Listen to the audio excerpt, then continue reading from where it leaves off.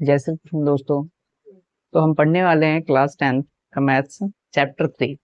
तो पिछले लेक्चर में हमने देखा था कि हमने जो पहला क्वेश्चन था उसको हमने क्या कर लिया था, सॉल्व कर लिया था। आगे हम बात करेंगे क्वेश्चन सेकंड की। क्वेश्चन सेकंड क्या कह रहा है, पढ़ के देखो। कह रहा है on comparing the ratios a1 by a2, b1 by b2 and c1 by c2। ठीक है, कंपेयर करना है, जो रेशियो है इनको क्या करना है, आपस में कंपेयर करो। देन कह रहा है फाइंड आउट, क्या करना है, find out whether whether the lines, कि जो लाइंस हैं representing the following pairs of linear equation, यानी जो पेयर ऑफ लीनियर इक्वेशन है क्या है वो, एट अ पॉइंट, कह रहा है एक पॉइंट पे है। ठीक है, आर पैरेलल, पैरेलल है, या फिर क्या है, कोइंसिडेंट है। ठीक है, तो हमें ये चीजें बतानी है।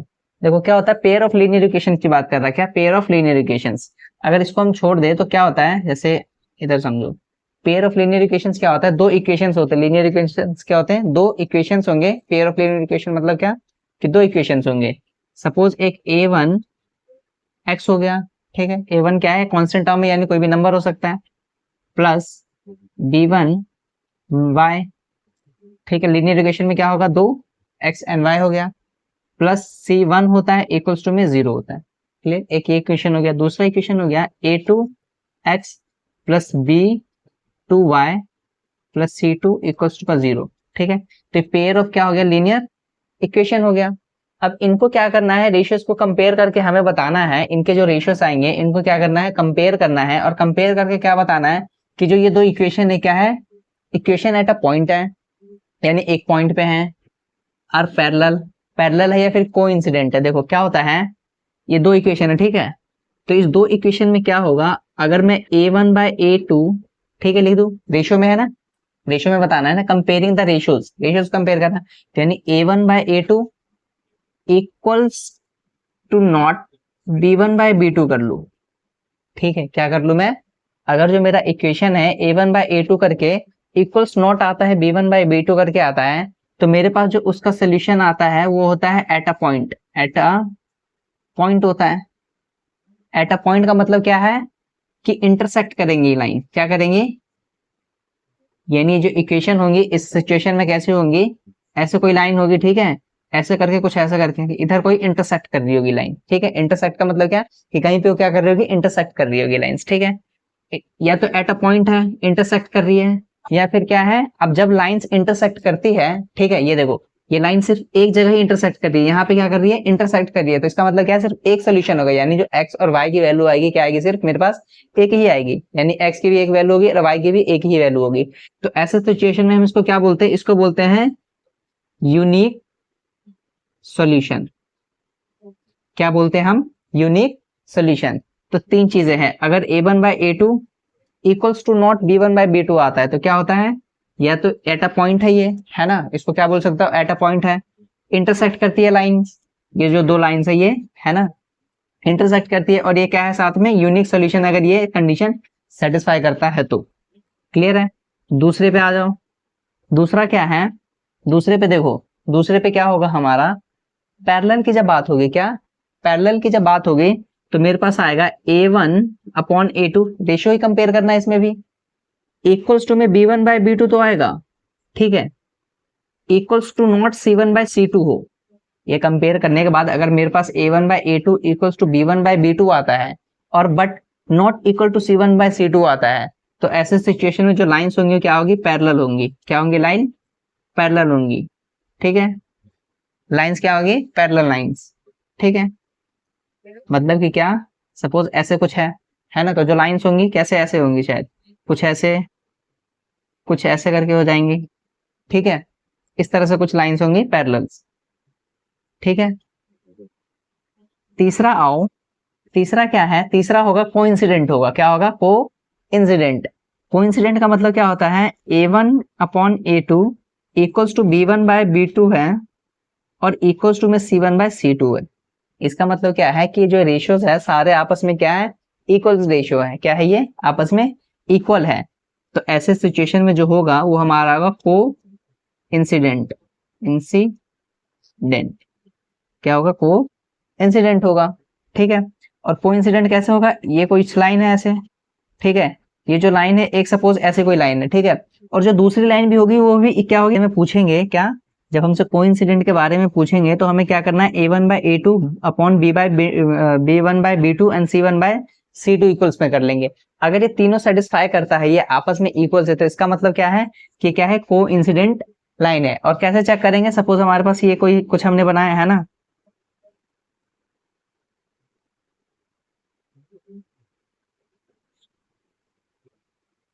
सपोज एक लाइन जो है ए बी ऐसे है, ठीक है, इसको मैंने क्या बोल दिया, ये लाइन जो थी ऐसे कुछ यहां तक आ रही है, ठीक है, ये यहां से ऐसे कुछ आ रही है, ठीक है। कोइंसिडेंट का मतलब क्या कि वो लाइन भी इसी के ऊपर होगी, मतलब कि सपोज ये यहां से कुछ ऐसे लाइन हो जाएगी, इतनी लंबी हो जाएगी, ठीक है, तो इसको सी और डी बोल सकता हूं मैं। क्लियर है इतनी बात? ठीक, कोइंसिडेंट का मतलब क्या होता है कि लाइन उसी के ऊपर आएगा। फिलहाल तो हमें क्वेश्चन में क्या कर रहा है, हमें बताना है कि कौन सी क्या है, एट अ पॉइंट है या फिर पैरेलल है या फिर क्या है, कोइंसिडेंट है। सिर्फ हमें इतना चेक करके बताना है। क्लियर है? देखिए क्वेश्चन सेकंड का जो फर्स्ट पार्ट है क्या कह रहा है, 5x माइनस का 4y प्लस का 8 इक्वल्स टू का 0, ठीक है, 7x प्लस का 6y माइनस का 9 इक्वल्स टू का क्या है, 0 है। तो ऐसे में हमें क्या बताना है, हमें बताना है कि ये एट अ पॉइंट है या फिर ये लाइन जो है पैरेलल है या फिर कोइंसिडेंट है, ठीक है। तो सबसे पहला काम क्या है कि मैं ये चेक करके देखूं एक बार, क्या ये एट अ पॉइंट आ रहा है कि नहीं आ रहा है, चेक कर लेते, अगर आ रहा है तो ठीक है, नहीं आ रहा तो फिर फर्दर और चेक करेंगे, ठीक है। तो देख लो क्या होगा, इधर भी a1/a2, देखो क्या लिखो, a1 की वैल्यू क्या है, यहां से लिखो, x के साथ है ना, तो ये 5 हो गया, ठीक। इधर लिखो b1 की वैल्यू क्या है, ये दी माइनस का 4 हो गया, ठीक है। एंड c1 की वैल्यू लिखो, c1 की वैल्यू क्या है, 8 है, क्या है, प्लस का 8 है। इसी तरह से a2 की वैल्यू क्या है, देखो 7 है, b2 की वैल्यू क्या है, 6 है, प्लस का वो भी, एंड C2 की वैल्यू क्या है, माइनस का 9 है। क्लियर है? ऐसे है। अब इन सबको आपस में क्या कर लो, कंपेयर करके देख लो, तो a1/a2 कर लू इक्वल्स टू में b1/b2 करके देखो एक बार, है ना। देखो a1 कितना है 5, a2 कितना है 7, क्लियर है। इक्वल्स टू में करूँ क्या हो जाएगा, माइनस का b1 कितना है 4 एंड c1 कितना है और b2 कितना है 6। तो क्या ये दोनों जो हमें आपस में इक्वल दिख रहा है, अगर इनको मैं कट भी कर दूं, ये दो से जो कट रहा है तो कितना आ जाएगा, माइनस का 1/2 आ रहा है। तो क्या हो गया, ये क्या हो गया, 5/7 इक्वल्स टू में -1/2। ये दोनों क्या आपस में इक्वल है, नहीं है इक्वल, मतलब कि नॉट इक्वल्स। क्या ये नॉट इक्वल्स है। तो इस सिचुएशन से हमें क्या पता चल गया, देखो ये सिचुएशन है कहां पर, यहां पर है, कहां है, यहां पर है। ऐसे में क्या है ये, हेंस इक्वेशन है,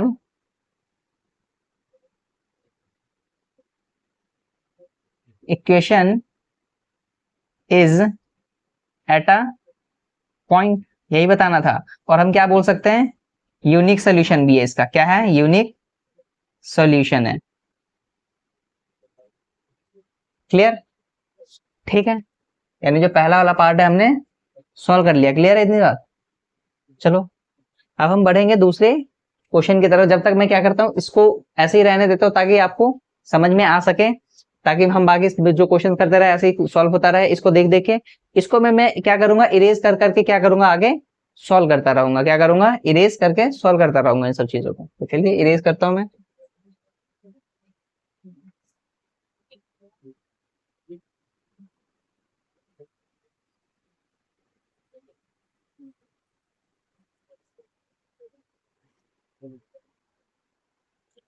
चलिए हम सेकंड पार्ट की तरफ बढ़ते हैं। सेकंड पार्ट में क्या लिखा हुआ है, क्वेश्चन 9x प्लस का 3y प्लस का 12 इक्वल्स टू का 0 एंड 18x प्लस का 6y प्लस का 24 इक्वल्स टू का 0। तो हमें वही चीजें बतानी क्या कि एट अ पॉइंट है कि नहीं है, पैरेलल है कि नहीं है, या फिर कोइंसिडेंट हो रहा है लाइंस, है ना, यही चीजें हमें बतानी। तो यही हम सारी क्या करेंगे, पुट करके देखते रहेंगे। पहले a1/a2 इक्वल्स टू में b1/b2 करके देखो है कि नहीं है, ठीक है। नहीं है तो मतलब यहीं पे बात खत्म हो जाएगा, अगर है तो मतलब फर्दर और चेक करना पड़ेगा, है ना। फिर फर्दर ये चेक करूंगा, अगर ये भी है तो ठीक है, नहीं है तो फिर अगला फिर चेक करना पड़ेगा, है ना। तो देखो क्या करूंगा, देखो a1 मेरे पास कितना है, लिख लो 9 है ना, ये रहा ना। b1 कितना है मेरे पास, 3 है, 3 है गिवन है। एंड c1 मेरे पास कितना है, देख लो 12 है। क्लियर? इसी तरीके से A2 कितना है मेरे पास, 18 है क्या, देख लो इसके साथ 18 है। B2 कितना है मेरे पास, देखो 6 है, क्लियर, 6 है इसके साथ। एंड C2 कितना है, 24 है। अब चेक करो A1 बाय A2 करके देखो क्या बराबर है, A1 by A2 upon B1 by B2। देखो क्या हो गया, A1 कितना है 9, A2 कितना है 18, इक्वल्स टू में करना B1 कितना है 3 और ये कितना है 6। अब ये आपस में कुछ कट रहे क्या, ये देखो ये 9 के टेबल में 1 पे 9 के टेबल में ये कट जाएगा तो ये 1/2 आ गया, और ये भी 3 के टेबल में जाएगा तो 1/2 आ गया, यानी कितना आ रहा है 1/2 और 1/2 आ रहा है, यानी इक्वल्स है। इक्वल्स टू में क्या करो, फिर से दोबारा एक चेक करो, यानी ये वाली कंडीशन तो सेटिस्फाई हुई नहीं। अगला चेक करके देखूंगा C1 अपॉन C2 इक्वल्स नहीं है, ये चेक करूंगा तो देखता हूँ है कि नहीं है। कितना है 12/24 है ना। ये भी क्या होगा 12 से कट जाएगा तो कितना आ जाएगा 1/2, यानी जो क्या है 1/2 इक्वल्स टू में 1/2 इक्वल्स टू में 1/2 आ रहा है क्या, यानी ये तीनों क्या हो रहा है आपस में इक्वल्स आ रहे हैं। कहां पर मेरे को इक्वल्स दिख रहा है, ये रहा, कहा यहाँ पे दिख रहा है इक्वल्स है, और जब इक्वल्स है तो इसका मतलब क्या है, hence equation is coincident। क्या है, इक्वेशन इज कोइंसिडेंट, क्लियर है, ठीक, समझ में आया। सेकंड वाला भी इतना इजी है, मतलब ये चीजें हमें सिर्फ क्या होना चाहिए, पता होना चाहिए, और क्या है सिंपल है, ये भी कुछ नहीं था इसके अंदर, है कि नहीं। सिर्फ हमें क्या होना चाहिए, पता होना चाहिए कि इक्वल्स टू में है तो इंटरसेक्ट करता है या फिर यूनिक सॉल्यूशंस होते हैं, ये होता है तो पैरेलल लाइंस हो जाती है आपस में, और फिर क्या होता है इक्वल्स टू में सारी अगर इक्वल्स टू में मतलब कोइंसिडेंट हो जाएगा आपस में, ठीक। तो ठीक है, आगे बढ़ते हैं हम कहा, थर्ड की तरफ।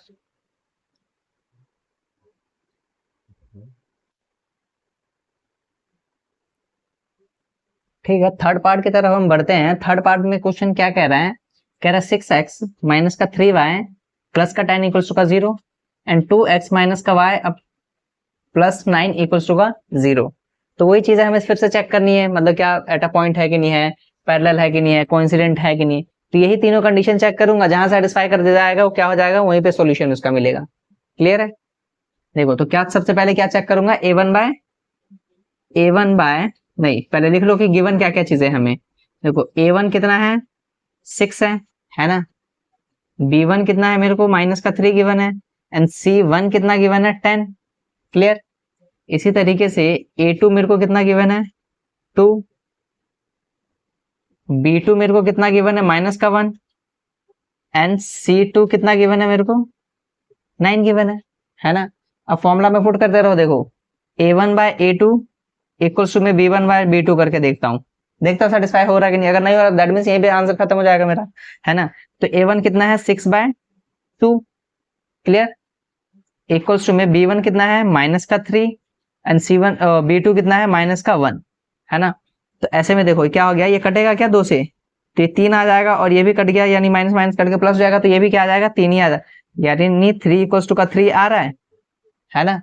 मतलब ये तो सेटिस्फाई हुआ नहीं, यहाँ पे अभी चेक कर सकता हूँ, ये भी हो सकता है और ये भी हो सकता है, तो एक बार ये चेक करके देखता हूँ C1/C2 है कि नहीं।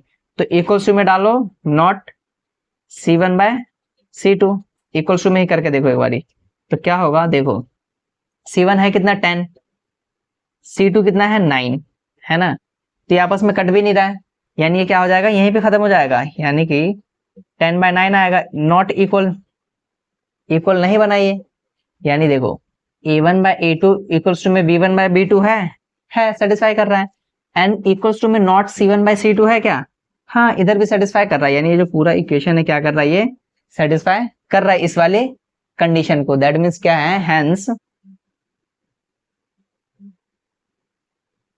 इक्वेशन इज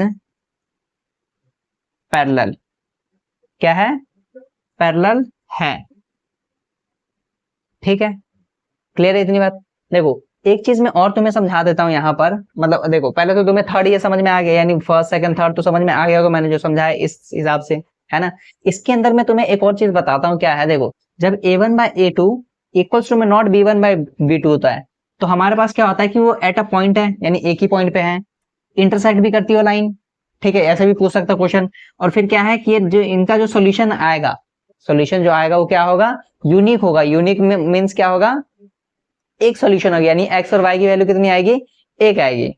जब a1 by A two equals में b1 बाई b2 है एंड इक्वल्स टू में नॉट c1 बाई c2, इसका मतलब क्या है, जो लाइन है क्या है, ये पैरेलल है। क्या है ये लाइन, पैरेलल है। और पैरेलल है तो पैरेलल के कंडीशन में क्या होता है, पैरेलल के कंडीशन में जो अगर हमसे पूछे कि पैरेलल के कंडीशन में सॉल्यूशंस कितने होंगे, यानी एक्स एंड वाई की वैल्यू कितनी आएगी, ठीक है, तो ऐसे सिचुएशंस में होता है नो सॉल्यूशन। क्या, नो सॉल्यूशन। क्लियर है इतनी बात, ठीक है, यानी कोई भी सॉल्यूशन इसका नहीं होगा, ठीक है। और क्या है, जब a1 by A two equals to में b1 बाई b2 और c1 बाई c2 है इक्वल्स टू में, अगर ये तीनों कंडीशन सेटिस्फाई, यानी तीनों इक्वल्स में इक्वल क्या है, ये इक्वल है और लाइंस क्या है, कोइंसिडेंट है, तो ऐसे में जो सोल्यूशन आएगा, क्या, जो सोल्यूशन आएगा वो होगा इन्फिनिट सोल्यूशन। क्या होगा, इन्फिनिट सोल्यूशन, इन्फिनिटी तक होगा, ठीक है। कहां तक होगा सॉल्यूशन, इन्फिनिटी, मतलब कि अनगिनत तक सॉल्यूशन होंगे, यानी एक्स और वाई की वैल्यू जो होगी, एक नहीं होगी, दो नहीं होगी, तीन नहीं होगी, चार नहीं, मतलब बहुत सारी हो सकती है, हम जितना चाहे उतना बना सकते हैं एक्स एंड वाई की वैल्यू। क्लियर है ये वाला कंसेप्ट, ठीक है। चलो ठीक है, तो पहला क्वेश्चन, सेकंड क्वेश्चन हमारा होता है कंप्लीट। हम आगे बढ़ेंगे अब थर्ड क्वेश्चन की तरफ। क्लियर, थर्ड क्वेश्चन की तरफ। थर्ड क्वेश्चन क्या कह रहा है, कह रहा है on comparing the ratios a1 by a2, b1 by b2 and c1 by c2, find out whether following pairs of linear equations are consistent or inconsistent। तो इस क्वेश्चन में क्या है, एक नई बात आ रही है, क्या कि कंसिस्टेंट है या फिर इनकंसिस्टेंट है, तो ये चीजें हमें बतानी है। होता क्या है कंसिस्टेंट और इनकंसिस्टेंट का मतलब, कंसिस्टेंस का मतलब जो होता है, कंसिस्टेंट का मतलब जो होता है, consisting value for x and y for variables, basically क्या लिखो, वेरिएबल्स। क्या, कंसिस्टेंस का मतलब क्या होता है कि जिसके अंदर क्या होगा, वेरिएबल्स के लिए वैल्यू होंगी। क्या, वेरिएबल्स के लिए वैल्यू होंगी। इनकंसिस्टेंट का मतलब क्या होता है, इनकंसिस्टेंट का मतलब होता है not consisting value for variables. क्या, कंसिस्टेंट का मतलब क्या होता है, जिसके अंदर क्या होता है, वेरिएबल्स की वैल्यूज होती है। तो कहां पे है वेरिएबल्स की वैल्यूज, इसके अंदर हमने क्या किया है, देखो ये जो पीछे वाला हमने क्या है, ये देखो यही वाला हमने इक्वेशन बनाया था, इसमें क्या है, a1 by A two equals not b1 by b2, तो ऐसे में क्या आ रहा था, यूनिक सोल्यूशन। यूनिक सोल्यूशन आ रहा है, इसका मतलब क्या, एक सोल्यूशन तो है उसके अंदर। क्या है, एक सोल्यूशन तो है, मतलब जिसके अंदर कोई भी एक सोल्यूशन है, मतलब एक्स और वाई की वैल्यू है, एक भी है, दैट मीन्स क्या है, वो कंसिस्टेंट है। क्या है, कंसिस्टेंट है। तो इसका मतलब क्या होगा, ये वाला जो सोल्यूशन होगा, क्या होगा, ये तो कंसिस्टेंट होगा, ठीक है। इनकंसिस्टेंट का मतलब क्या होता है, not consisting value for variables, यानी वेरिएबल्स के लिए क्या होगा, एक्स एंड वाई की वैल्यूज होंगी नहीं। सेकंड वाले में देखो क्या है, a1 by A two equals to में b1 by b2 equals to not c1 by c2। अगर ये कंडीशन जब सेटिस्फाई हो रही थी, है ना, ये कंडीशन जब सेटिस्फाई हो रही थी, तो सबसे पहले क्या था, ये तो पैरेलल लाइन बनेगी, ये बात हमने की। दूसरा क्या किया, हमने बताया था कि अगर ऐसा कुछ हो रहा है तो इसका मतलब क्या है, उसके अंदर कोई सोल्यूशन है नहीं, यानी एक्स एंड वाई की वैल्यू कुछ है ही नहीं। जब एक्स एंड वाई की वैल्यू कुछ है ही नहीं, तो यही बोल रहा है कि जब एक्स एंड वाई की वैल्यू है ही नहीं, कुछ है ही नहीं, तो क्या होगा, ये इनकंसिस्टेंट हो जाएगा, इनकंसिस्टेंट हो जाएगा। क्लियर। तीसरा देखो क्या है, a1 by A two equals to में b1 by b2 equals to में c1 बाई c2 है ना। ऐसे में क्या था, ये लाइन क्या थी, ये लाइन क्या थी, कोइंसिडेंट थी। जब ये सेटिस्फाई कर रहा था, ये कंडीशन जब सेटिस्फाई कर रही थी, तो क्या था, ये कोइंसिडेंट था। जब कोइंसिडेंट लाइन थी ये, है ना, और कोइंसिडेंट लाइन थी, तो इसका मतलब क्या था, इन्फिनिटी सॉल्यूशंस भी थे, यानी जब एक्स एंड वाई की वैल्यू आएगी, क्या आएगी, वो इन्फिनिटी तक आएगी, यानी एक से ज्यादा वैल्यू आएगी एक्स की और एक से ज्यादा वैल्यू आएगी वाई की। क्लियर है। जब वैल्यू आ रही है, एक्स एंड वाई की वैल्यू आ रही है ना, तो यही क्या था, कंसिस्ट करनी चाहिए वेरिएबल्स में, क्या होना चाहिए कि वैल्यू कंसिस्ट करना चाहिए। तो ये भी क्या होगा, कंसिस्टेंट होगा, कंसिस्टेंट ही होगा, ठीक है। क्या होगा, ये कंसिस्टेंट ही होगा। क्लियर है ये बात, समझ में आया? ठीक है, देखो फर्स्ट क्वेश्चन क्या है इसी का, फर्स्ट पार्ट क्या कह रहा है, थर्ड क्वेश्चन का फर्स्ट पार्ट क्या कह रहा है, कह रहा है 3x प्लस का 2y इक्वल्स टू का 5 है ना, एंड 2x माइनस का 3y इक्वल्स टू का कितना है, 7 है ना। अब क्या चेक करूंगा, इसके अंदर से कंडीशन चेक करूंगा, कंडीशन क्या है, फिर उसके बाद बताऊंगा कि क्या होना चाहिए। क्लियर? तो देखो क्या हो जाएगा, ये देखो इसका स्टैंडर्ड फॉर्म जो होता है इस वाले का क्या होता है, ये होता है a1x plus b1 by plus c equals to में 0 होना चाहिए, यानी जो 5 है इस साइड लाना पड़ेगा।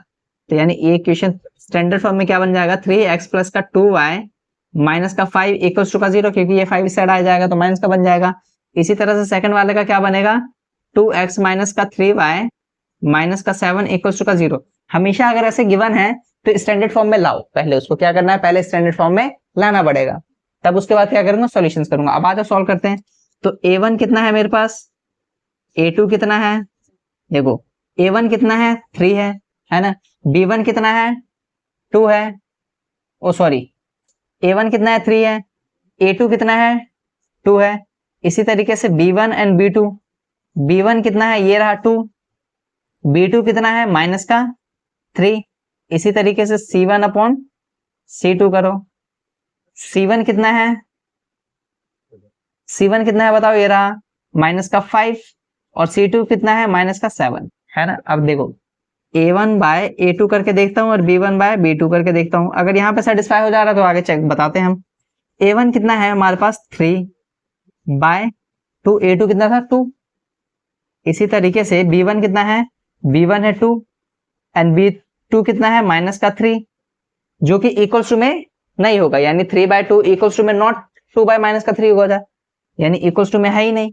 जब इक्वल्स टू में है ही नहीं, इसका मतलब क्या है, ये एक तो इंटरसेक्ट करेंगे यूनिक सोल्यूशन से, क्या है इनके यूनिक सोल्यूशन है, चेक किया, यूनिक सॉल्यूशन बनेगा। और यूनिक सॉल्यूशन बनेगा, यूनिक सॉल्यूशन जब बन रहा है इसका मतलब क्या है, एक्स एंड वाई की वैल्यू होंगी, और जब एक्स एंड वाई की वैल्यू होगी तो इसका मतलब क्या आ गया, इक्वेशन क्या बन जाएगा, कंसिस्टेंट।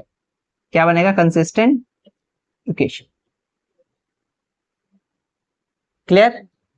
ठीक है, अब इसको मैं क्या करता हूँ, इस साइड वाले को मैं इरेज करता हूँ, आप कॉपी में नोट कर लेना, बाकी मैं इसको इरेज करके बाकी क्या करता हूँ, फिर सेकंड पार्ट थर्ड पार्ट बाकी जो भी पार्ट हो करवाता हूँ सॉल्व। ठीक है,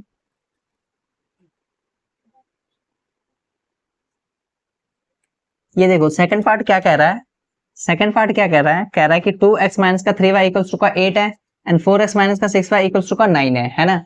इनको तो पहले स्टैंडर्ड फॉर्म में ला, मतलब का 2x माइनस का 3y माइनस का 8 हो जाएगा, ये साइड आ जाएगा तो, और इक्वल्स टू में 0 हो जाएगा। इसी तरीके से ये इधर क्या हो जाएगा, 4x माइनस का 6y माइनस का 9 इक्वल्स टू का 0 हो जाएगा, ये भी क्योंकि 9 इस साइड उसके आ जाएगा तो माइनस का बन जाएगा। क्लियर है? अब चेक करो वही साइड कंडीशन चेक करूंगा, तो a1 कितना है 2 है, b1 कितना है माइनस का 3 यहां से देखो, एंड c1 कितना है माइनस का 8 है यहां से देखो। इसी तरीके से a2 कितना है 4, b2 कितना है माइनस का 6, और c2 कितना है माइनस का 9। क्लियर? ऐसे में क्या हो जाएगा, a1 upon a2 equals to में b1 अपॉन b2, तो क्या हो जाएगा a1 अपॉन a2, a1 कितना है 2, a2 कितना है 4 इक्वल्स टू में b1 कितना है माइनस का 3, b2 कितना है माइनस का 6। इनको आपस में कट करो तो 1/2, इनको आपस में कट किया तो 1/2 ही आएगा, माइनस माइनस कट जाएगा और 1/2 आ जाएगा, तो क्या हो गया ये 1/2 और 1/2, यानी ये दोनों तो इक्वल हो रहा है ना, यानी यहाँ पे तो सेटिस्फाई नहीं करेगा, ये यहाँ पे हो सकता है या फिर यहाँ पे हो सकता है। तो सी वाली भी चेक कर लेते हैं हम, क्या होगा, ये देखो सी इक्वल्स टू में कितना हो जाएगा, इधर लिखो c1/c2, तो c1/c2 कितना हो गया, देखो ये माइनस का 8/-9 हो गया, माइनस माइनस कट गया, तो क्या बचता है, ये 8/9 बचता है, जो कि इनके आपस में क्या होगा, इक्वल्स होगा नहीं, मतलब इक्वल्स नॉट डाल दो, इधर भी इक्वल्स नॉट डाल दो, और ये भी क्या हो जाएगा 8/9 नॉट इक्वल्स। जब ये इक्वल्स नहीं है तो ये वाली कंडीशन सेटिस्फाई हो रही है, इसका मतलब क्या है, ये नो सोल्यूशन। ठीक है, क्या है, नो सोल्यूशन। जब नो सोल्यूशन से तो क्या हो जाएगा, equation inconsistent, inconsistent equation. Clear है? ठीक है, अब हम बढ़ते हैं थर्ड पार्ट की तरफ, इसके कहा थर्ड पार्ट।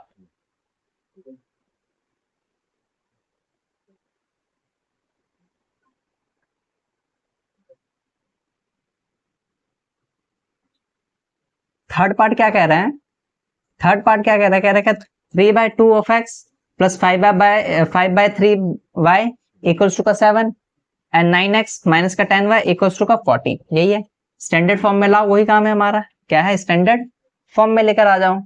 ठीक है, तो स्टैंडर्ड फॉर्म में क्या लाऊंगा तो क्या आ जाएगा, 3/2 ऑफ एक्स प्लस का 5/3 ऑफ y माइनस का 7 इक्वल्स टू का 0 हो जाएगा। ठीक है, और ये दूसरा क्या हो जाएगा, दूसरा हो जाएगा हमारे पास 9 ऑफ एक्स माइनस का 10 ऑफ y, और ये 14 इस साइड आएगा माइनस का 14 इक्वल्स टू का 0 हो जाएगा। क्लियर है। अब वही चीजें करूंगा मैं, यही वाला फॉर्मूला, वो कंडीशन अप्लाई करूंगा, चेक करूंगा क्या है कि नहीं है। इससे पहले मैं क्या कर सकता हूँ, देखो ये क्या है, इधर ये एलसीएम वगैरह में नीचे है ना, डिनोमिनेटर में गिवन है, इधर कुछ है नहीं, तो क्या कर सकता हूँ, इनको भी मैं क्या कर सकता हूँ, ऐसे सिंपल फॉर्म में ला सकता हूँ। क्या कर सकता हूँ मैं, सिंपल फॉर्म में ला सकता हूँ। सिंपल फॉर्म में कैसा आएगा, ये देखो, इसको इधर लिख लो, 9x माइनस का 10y इक्वल्स टू का 14, है ना।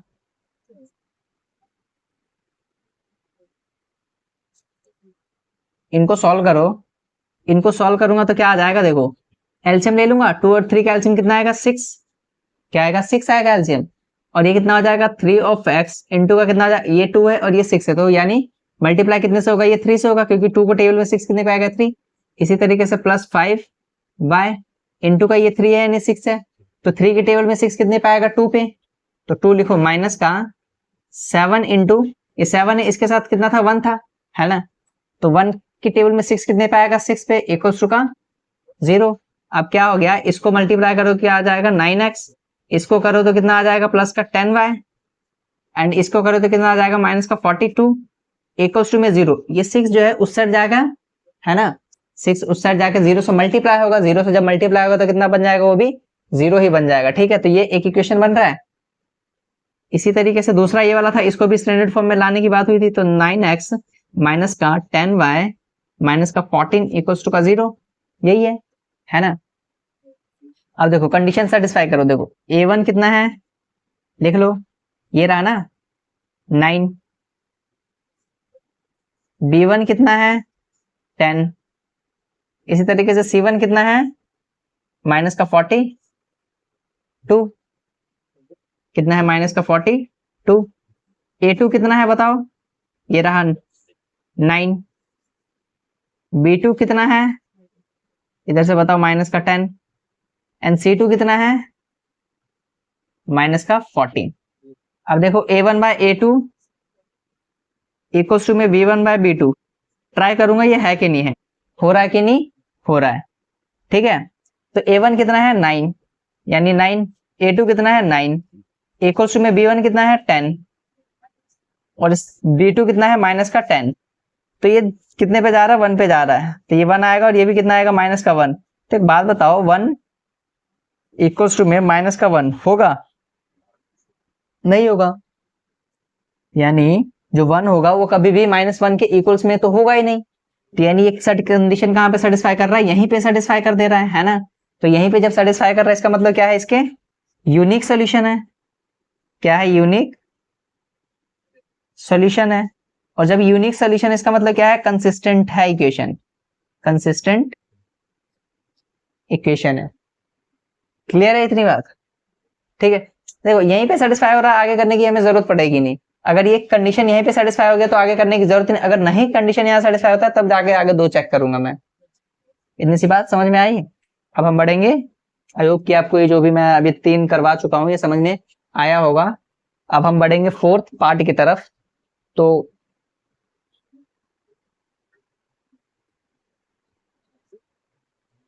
चलिए बढ़ते हैं 4th पार्ट की तरफ। 4th पार्ट क्या कह रहा है, कह रहा है कि 5x माइनस का 3y इक्वल्स टू में 11 एंड माइनस का 10x प्लस का 6y इक्वल्स टू का माइनस का 22। क्लियर है, तो सबसे पहले क्या काम करो, स्टैंडर्ड फॉर्म में लेकर आओ, तो कितना हो जाएगा 5x माइनस का 3y, ये 11 उस साइड उठ के जाएगा तो कितना हो जाएगा, माइनस का 11 इक्वल्स टू का 0 हो जाएगा। दूसरा क्या हो जाएगा, माइनस का 10 ऑफ x प्लस का 6 ऑफ y, और ये कितना हो जाएगा, प्लस का 22 इक्वल्स टू में 0। क्लियर है, अब यही सारी चीजें कंडीशन सेटिस्फाई करके देखो, a1 कितना है, a1 कितना है इधर चेक करो 5 है, b1 कितना है माइनस का 3 है, एंड C1 कितना है माइनस का 11 है। इसी तरीके से A2 कितना है माइनस का 10, B2 कितना है 6 एंड C2 कितना है 22। क्लियर है? अब बस A1 by A2 equals to में B1 बाय B2 है कि नहीं है चेक कर लो, यही पहला चेक करना है। तो A1 कितना है 5, B2 कितना है माइनस का 10 इक्वल्स टू में B1 कितना है माइनस का 3, C1 कितना है B2 कितना है 6 है। तो देखो कितना हो जाएगा, ये माइनस का 1/2 आएगा, है ना, ये 5 कट गया 2 पे आएगा। इसी तरीके से ये भी कटेगा तो माइनस का 1/2 आएगा। इसका मतलब माइनस का 1/2 इक्वल्स टू का माइनस का 1/2, ये तो सेटिस्फाई कर रहा है, मतलब यहाँ पे तो नहीं आएगा। ठीक है, या तो यहाँ पे आएगा या तो यहाँ पे आएगा। अब चेक करो, C1 इक्वल्स टू का C2 करूंगा तो C1 इक्वल्स टू में C2 कितना है, C1 है कितना, C1 है कितना माइनस का 11, C2 है कितना 22, ये भी कट जाएगा, 11 पे कटेगा ना तो 2 पे आ जाएगा ये भी, तो -1/2, तो ये भी कितना आ रहा है माइनस का 1/2 ही आ रहा है। यानी क्या बन रहा है ये, मतलब कि क्या बन रहा है ये, देखो क्या बन रहा है ये, कि ये यहाँ पर बन रहा है ये कंडीशन, इस वाली कंडीशन को ये क्या कर रहा है सेटिस्फाई कर रहा है। यानी तीनों ही क्या हो रहा है आपस में इक्वल्स हो रहा है। जब इक्वल्स हो रहा है इसका मतलब क्या है, इन्फिनिटी सॉल्यूशन। क्या है, इन्फिनिटी सॉल्यूशन। और जब इन्फिनिटी सॉल्यूशन है, एक्स एंड वाई की वैल्यू है, दैट मीन्स क्या है, ये कंसिस्टेंट इक्वेशन है। क्लियर है इतनी बात? ठीक है, तो बढ़ते हैं फिफ्थ पार्ट की तरफ।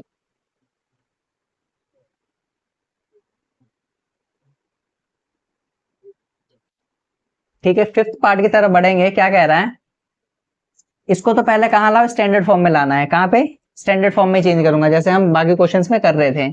तो क्या होगा, 4/3 of X plus 2 of Y minus का ये क्या है 8, इस साइड आके माइनस बन जाएगा तो 8 इक्वल्स टू का 0। सेकंड क्वेश्चन क्या था, इसको भी स्टैंडर्ड फॉर्म में लाना पड़ेगा, है ना। तो क्या बनेगा, 2x प्लस का 3 ऑफ वाई माइनस का 12 इक्वल्स टू का 0 बनेगा, क्योंकि ये 12 इस साइड प्लस है, उस साइड जाके माइनस बन जाएगा।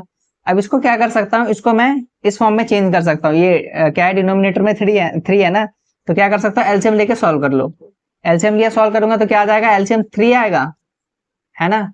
और ये क्या बनेगा, 4 ऑफ एक्स इंटू में कितने से मल्टीप्लाई होगा, ये 3 है और ये 3 है, 3 के टेबल में 3 कितने पे आता है 1, प्लस 2y इंटू में इधर 1 है और इधर 3 है, तो 1 के टेबल में 3 कितने पे आता है 3 पे।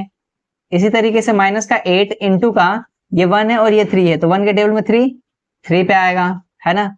तो इधर क्या बन जाएगा मेरे पास, 4x इक्वल्स टू में 0 था, 4x 1 से मल्टीप्लाई हुआ तो प्लस 6y माइनस का 24 इक्वल्स टू का 0। ये 3 उस साइड जाके मल्टीप्लाई हो जाएगा तो क्या बन जाएगा 3। तो दो इक्वेशन, एक ये इक्वेशन ये है और एक ये इक्वेशन है। क्लियर है? अब क्या चेक करूंगा, a1 कितना है मेरे पास 4 है, b1 कितना है मेरे पास 6 है यहां से, एंड c1 कितना है मेरे पास माइनस का 24 है। इसी तरीके से a2 कितना है मेरे पास, ये रहा 2, b2 कितना है मेरे पास, ये रहा 3, एंड c2 कितना है मेरे पास, ये रहा माइनस का 12। अब इस तीनों में से कंडीशन चेक करूंगा कि क्या सेटिस्फाई कर रहा है। तो पहला कंडीशन क्या है, वही a1 वाला करो, a1 upon a2 equals to में b1 अपॉन b2 है कि नहीं है चेक कर लो।